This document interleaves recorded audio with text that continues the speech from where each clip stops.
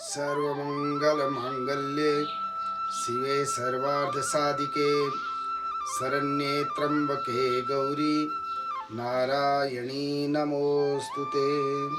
राधे राधे, जय श्री कृष्णा।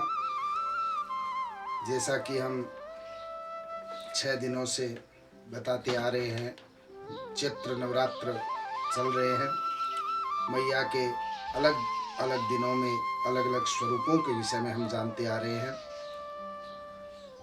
छठे नवरात्रा में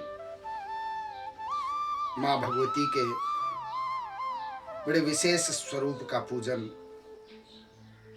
विशेष नाम मैया का कात्यायनी, छठे दिवस में माँ कात्यायनी का पूजन किया जाता है। कात्यायनी का ये कात्यायनी नाम क्यों पड़ा मैया का, इसके लिए शास्त्रों में वर्णन मिलता है कि कत नाम के एक ऋषि थे।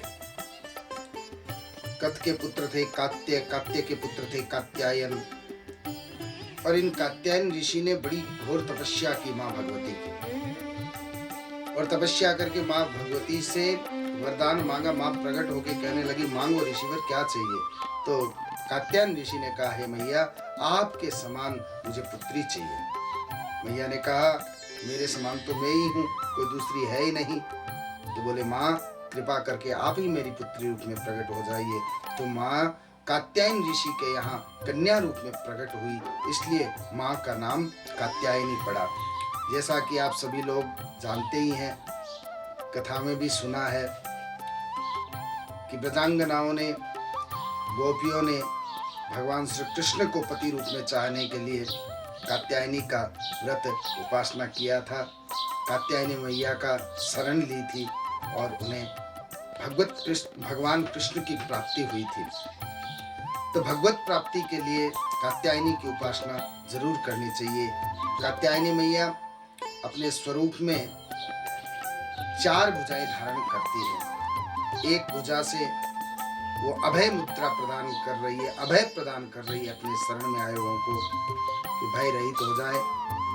एक भुजा से माँ आशीर्वाद दे रही है, वर मुद्रा धारण किए हुए हैं। एक हाथ में तलवार है, संपूर्ण संकटों का निवारण करने के लिए मैया के, और एक हाथ के अंदर कमल पुष्प मैया धारण करती है। सिंह की सवारी करने वाली मैया का दिव्य स्वरूप। माँ को छठे नवरात्रा में भोग के रूप में शहद अतिशय प्रिय है। शहद का भोग लगाना चाहिए। सूखा मेवा भी आप भोग में चढ़ा सकते हैं, मुख्य रूप से शहद है मैया का भोग। और इस दिन आप पूजा आदि करके जब मंत्र जाप करने बैठे तो माँ कात्यायनी का विशेष मंत्र है, ओम क्रीं कात्यायनी क्रीं नमः। ओम क्रीं कात्यायनी क्रीं नमः। इस मंत्र का जाप कम से कम 108 बार हमें जरूर करना चाहिए छठे नवरात्रा में। इसका मंत्र जाप करने से एक तो भगवत तत्व की प्राप्ति तो विशेष रूप से माँ कात्यायनी प्रदान करती है, और ब्रजांगनाओं ने भी प्रभु श्री कृष्ण की प्राप्ति के लिए ये इन्हीं का पूजन, इन्हीं की उपासना की थी। दूसरा, धर्म अर्थ काम मोक्ष, ये 4 पुरुषार्थ जीवन में है, और इन चारों पुरुषार्थों को देने वाली माँ कात्यायनी को बताया गया है। इसलिए हमें कात्यायनी की उपासना नवरात्रा में तो करनी ही चाहिए। इसके अलावा भी नित्य निरंतर माँ कात्यायनी को स्मरण में रखना चाहिए, उनकी उपासना करनी चाहिए। राधे राधे, जय श्री कृष्ण।